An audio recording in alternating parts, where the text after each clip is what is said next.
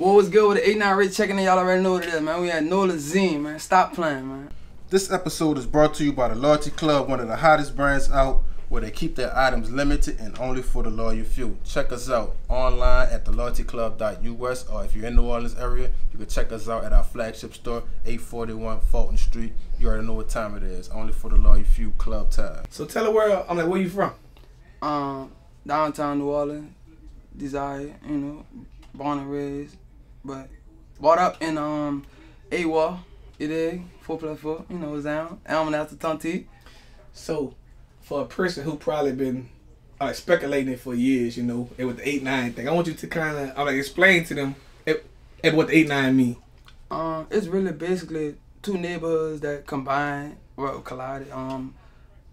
You know, I'm from the 9 Wall Desire. You know, we went to Carver, and on the other side of the bridge is the AWOL. Like, once you cross the tracks, the AWOL. So, we lived in the AWOL, but I'm from the 9 Wall. So, it's like, we just collided. Basically, just two neighborhoods, and both of them coming behind us. We connected. So, 8-9 is really the AWOL and the 9 Wall. And there's two neighborhoods out of New Orleans, Louisiana, downtown. So, gotcha. So, as far as the 8-9 go, you know, if the first time I was like introduced to the 8-9 boys or 8-9 anything was when their song came out and it blew up in the whole Louisiana. Right. So I'm like, how old were you? Like when they dropped that song? Actually, I'm 27 right now, but I was damn near. It was 2011. I was damn near. Man, itching. I was like probably like 14, 15. Also, would you claiming them like 8-9 back then? Yeah, because it basically started in my yard, and there's a lot of members of the 8-9 boys that, I ain't gonna say members because it wasn't a gang, but I'm gonna just say a lot of the family. The group. You know, yeah, the group. You know, it's a family thing. Ain't even no gang or no group and all. It was really family, and it just, you know, everybody just brought their talents to the table, and we had a big fight. It was a big fight, you dig? And that's how we connected, because we resolved it, and you know, we came up and made music and made something beautiful out of it. So that's why I come from underneath the 8-9 boys, and you know, they had the hit record on More Than Friends, which popped off with Big Frida and Partners in Crime. You know, some more big people out of the city who been doing their thing. So you know, I've been musically inclined and influenced, like, so it just took a lot for me to just do it myself. Like, you know, I'm like, actually tell people about that. I'm like, man, all you gotta do is go get Kango Slim and Big Frida. right. Yeah, that was a hit. Yeah. People won't even care what they was rapping about. Yeah. And they just all they knew was, why can't we be more? Right, and they're huge pioneers in the city. So for me to be amongst that, like, just coming up, like, I ain't know what I was up against. Like, I ain't know, like, oh shit, this shit for real. Like, I ain't need to be compensated for this shit. I ain't know this or that. And it wasn't even about being compensated, it was about just doing it. It was real, genuine vibes, no matter what was going on in the city. Like, you know, New Orleans, so-called the murder capital, but we still made every obstacle and turned that into opportunity, and still did what we had to do. So I was DJing for free damn near at this time. I DJ too. So yeah, it was beautiful just to see that come alive. You dig? Gotcha. So, you know, as far as becoming one, I'm like DJ. I'm like, what year was that? I feel like 2013 I started really taking it serious. It's 2024, I started taking it serious like 2013. Gotcha. So, you know, as far as becoming one DJ in New Orleans, how was that for you? How was that experience? It was kind of like just growing up in New Orleans, basically, you know, we growing up just seeing like everybody do wrong, and you know, we trying to do right. So I just felt like music, I seen the first couple of DJs I seen were like DJ Chicken, Rod Smooth, you know, it was people like that. Big Abe, he had the D Shop. So for me to even take up on the D Shop at the Big Abe and the Power Posse, like, if you knew about the Power Posse, like, they was in the morning on the radio, Q93, like 7 in the morning, they give you that beat, DJ Chicken, like, you know, shout out DJ Chicken, shout out all them, Big Abe, like, the definition of DJs, period, as a whole, you know. I just started taking on music early. Like, my mom had 10 kids, you know, single parent, so I'm growing up, I was the youngest, you know. I just lost my little brother, R.P. Trey, but just growing up, just hearing a lot of different music, like, and we already knew a lot of people, and I'm really like open to, you know, people. Like, I'm a people person, so I felt like, why not let me curate the vibes and control this crowd. You dig? So that's how it really started, like, just in a house, like, just growing up with a lot of different siblings. Like, my mom had 3 girls and 7 boys. Like, so you know, I'm hearing all type of different vibes. I'm the last, well, my little brother, but you know. So just growing up, just hearing all type of different music and shit like that. Gotcha. You know, as we actually moved from New Orleans, I'm like to LA, and you actually, you know, ever got that phone call about your little brother. So like, you know, but how was that for you? Cause you know, but you had something that kind of happened like that to you, but a few years back, and it could have, you know, I mean, it could have like easily been you. Right. I just felt like the same day he died, like I just got a creative space in LA. Like, so it was like, you know, it was definitely, it's still going on, it's still fresh. So just coding that, I feel like I just gotta overextend myself more. Like everything I'm doing, I really gotta like show and improve. Cause my mom already passed, my dad passed after my mom, and my little brother. Out of 10 kids, the baby died. I'm really hurt right now, but you know, I'm gonna turn that pain into passion and just try to make the best of it and just show people like, all right, you know, this person in jail probably facing life, a relative, or this person probably passed away, but you know, you gotta keep going and still do what you gotta do. So, you know, I love them to death, but we're gonna keep this shit going. So like, do you feel like, you know, New Orleans brings like, you know, trauma and like PTSD? Of course, and I was telling all my people from LA, cause they be certain things I say or certain ways I move, they ain't, you know, immune to that. So me being saying, like, you know, when people ask you all right, I'm finally starting to realize myself. That's why I really moved all the time, because I felt like it was a financial like gain and it was like a mental gain. So I really found myself out there, like, cause I like really became everything I needed to be, like, for like just isolate myself. Like I shouldn't have to put myself in this position, you know. Coming from New Orleans, like I feel like everybody just focus on getting signed or getting money or like that. I feel like you need to find yourself, because we grieving babies, like, you know, we forced and shit down here. Like ain't really too many outsourced, ain't no agencies, ain't no outlets out there, like, you know, on a serious note. But by me DJing, I felt like that was my advantage of the average hood person, because I'm probably DJ for this lawyer and his daughter. As much as I want to shoot this commercial for this, because I film too, because as much as I want to shoot this commercial for this lawyer, his daughter probably need a party, like for a Sweet 16. So shit was like happening like that. So I just learned how to just, you know, get paid through access. Like everything ain't about money. Like if I got this, you know, if you can give me this access, I take that, because I know I'm a real hustler. I'm gonna do what I gotta do with mine. But New Orleans just, it's really terrible down here for the mentality. It's a beautiful place, but the mentality is just is fucked up. And I ain't gonna blame nobody, because nobody ain't to blame but yourself. But you just gotta want more. Like stay curious, like George. Like that little monkey showed me a lot of shit. Like just growing up watching Curious George, he going to get that business clip. Like, so that's how I live my life. Like, yeah, I'm gonna stay curious, and that will keep me hungry for this shit. You dig? So, you know, being from New Orleans, moving to like LA, if it was there one, I'm like, culture shock for you?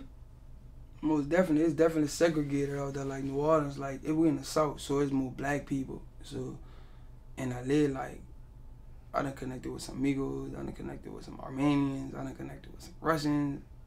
They got the fucking Ukrainians out there, they be for Russian. Like, so it's like, you know, everybody, it showed me the loyalty people have amongst each other. Like versus in New Orleans, like, are we black? It's black on black crime. These Armenians, they sticking together. Like, you go in Glendale or LA, like this Armenian, they run this shit, cars, cribs, whatever. Like, you know, it's just like, just understanding like unity. Like, I feel like they don't have a lot of unity in New Orleans. Like, I feel like people just want shit they never had, and it ain't even about that. Like, you dig? It's about just doing what need to be done. And I feel like that's why I started filming and doing what I do in New Orleans. Like, because, you dig? But LA, I love it.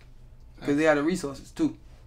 So being, you know, around the music, being in the music, and like actually becoming one music artist now, tell us, what did you enjoy most about it? And tell us what you actually hate about it. The honest opinion on that, I hate this illusion because, you know, people really think it's this, but it's really that. You know, I love it at the same time because it's bittersweet because, for the music, like, damn, like, I love expressing myself. I feel like I'm expressing myself. I feel like this is my voice. Like, you know, I DJ, I'm silenced. I film, I'm silenced. I design, I'm silenced. Music, my voice. So I just want y'all to hear and understand what's really going on. You know, like, you know, showing y'all the ropes of this shit. Because this shit take a lot. It's more than what people think. And fuck, it took a lot for me. Just, you know, it take a lot of common sense, consistency, and confidence. So that's why I wrote about the Triple C. So it's a lot.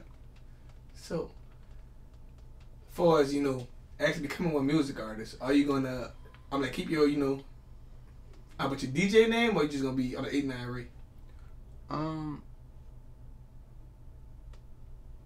I'm still deciding right now. I'm still deciding, like, cause I feel like I'm forever 89 Ray because in the streets, I feel like you are already labeled as who you are, and then in the business world, like in the corporate world, I feel like whatever good on wax, on wax.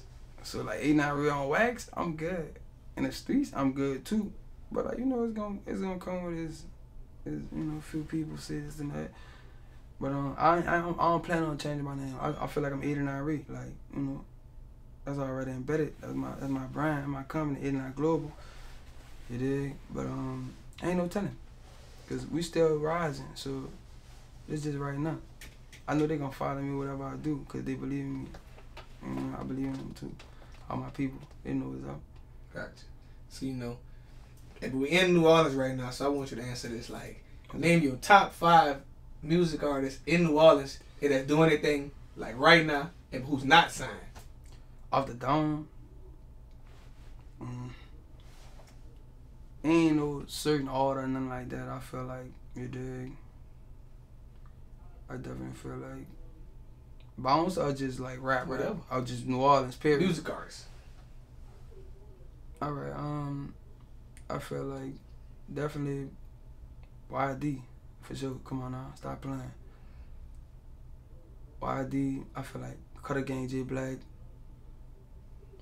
I'm talking about consistency. I see Cole Young doing this thing too. Who else I see? I see, you know, Nino. He not even the topic. Nino, come on now, that's a no brainer. Who else? Bounce artists too. Right? You know, Vicky been doing that thing. Sit on that dick. Right? I'm gonna have to go past 5. I think that's 5 right there. Mm-hmm. That's definitely 5. And we're just speaking on bounce, you know, like Right. I don't claim, like, I don't separate bounce from hip hop. I feel like bounce is hip hop. Right. And like I think that we don't, like, us here only separates that. Like bounce is hip hop. Most definitely. Like, and so why do you think that we are like separated down here?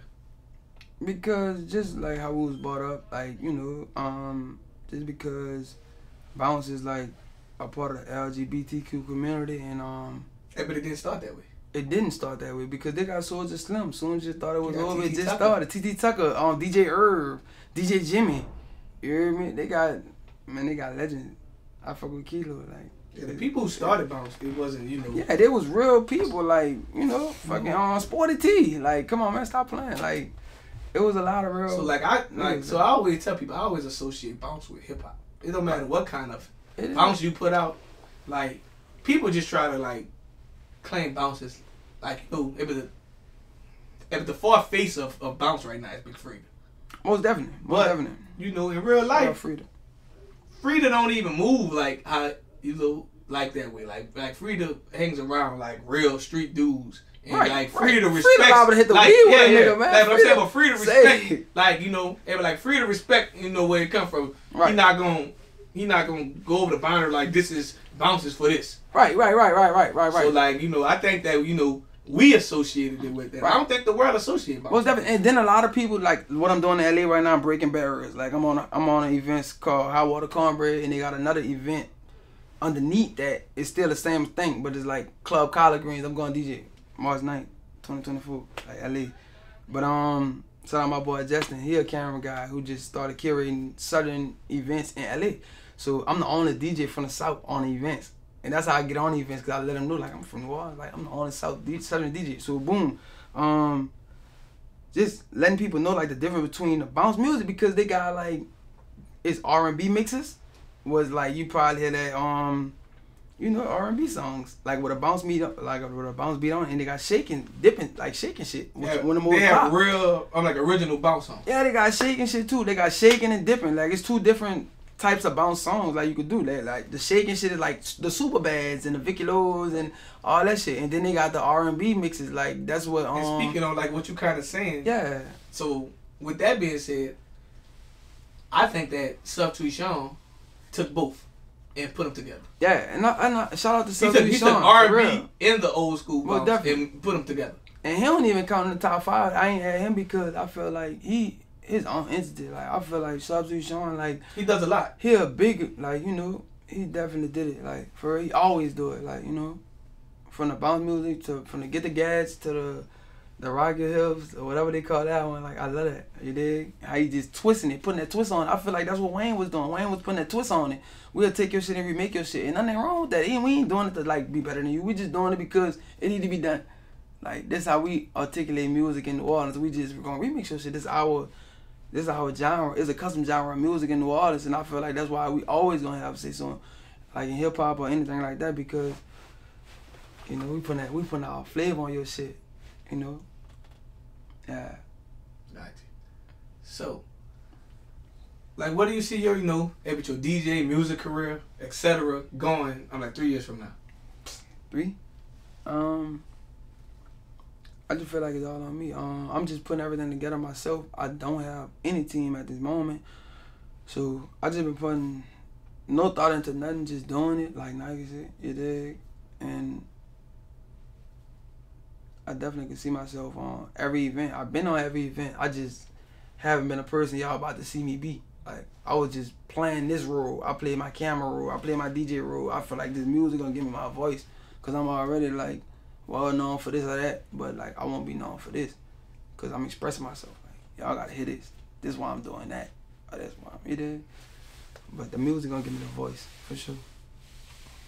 That I deserve and my recognition. I want that. I need that. Like, you know, they don't want to pay. They don't give you a credit. I take debit too, though. So, with that being said, you know, as we spoke earlier, you know, you were actually, shot a few years ago. So my question is to you, like, do you have any advice to someone that probably watching this interview right now and like, you know, thinking about going in the streets or just thinking, you know, like, you know, things in New Orleans sweet. Like, right. You know, and feel like it can't happen to you. Oh, like, definitely. I want to hear, like, what's your advice to them? That's my honest opinion, like, my honest advice. I ain't going to say opinion because this facts. Like, so, I got to take shit out. Like, it's real fact. Like, eyes watering and everything, shit for real. Like, you could be, like, we black kings, gods, or whatever you want to call yourself. Like, so we don't inherit money like where I come from. We inherit beef. So you gotta understand like who your people was before you came up, or before, you know, you could be guilty by affiliation. So as much as I'm DJing, filming, and rocking these shows and shit, like nigga hate you. So you gotta keep that in mind. Like don't ever think, cause the circumstance of the situation you in, you ain't where you trying to go. You already there. You probably not there mentally or financially, but you there. So my advice is basically just keep doing you. Stay out the way. Make every move count. And the only thing you should decide to yourself. The only thing you should expect is to be let down. And just keep your head up. Like no matter whatever. You know your end result. Stay crazy. Don't be stupid. Yeah. And trust your gut. Like your gut feeling gonna always lead you the right direction. But don't be scared to move too, cause like mobility is key. Like you gotta move around. You gotta see. Seeing is believing. Like you gotta see this shit to believe it. People gotta see shit to believe it. You know. So just keep moving forward. Like every conversation I wanna have in my life, I need to talk forward. When people talk to me, I be telling them talk forward. I don't talk about nothing you heard. I don't care about none of this. People used to try to book me. They be like, "Oh, this DJ told me that." I don't hear about that. They ain't got nothing to do with me. Talk forward. People volunteering lies. I ain't buying it. You dig? So I don't expect nothing but to be let down. The only thing exciting is myself. I'm gonna stay consistent. I'm gonna always have confidence, and it's good to have common sense, for real. So just be smart and just do whatever you want to do. Gotcha. And also, last but not least, tell the world, like, what can they find you on social media and like everywhere else? Oh, yeah, y'all can find me definitely on Instagram at DJ89Ray. Everything DJ89Ray or 89Ray TV. TikTok. I'm new to TikTok, but I'm about to break it in. And you dig? And I feel like this my last gym to all the young boys. You hear me watching me? Cause I know y'all watch me. I fuck with y'all for real. Listen up closely. Make sure you the only thing that excites you. You hear me? Don't let a nigga pay you in excitement. And you know, don't blame nobody for being themselves. You hear me? Expect a snake to bite you. You know how you felt, like, so go with that gut feeling. I feel like that gut, I never leave you wrong. So just keep going. And there ain't no excuse to this shit. You hear me? Turn every obstacle into opportunity. And we out of there, man. You're not really checking out Nolazine TV, man. For real. Nolazine Network. Get this shit right. It's a whole fucking network, you hear me? Liable to put you bitches on a panel or a podcast or something, you hear me?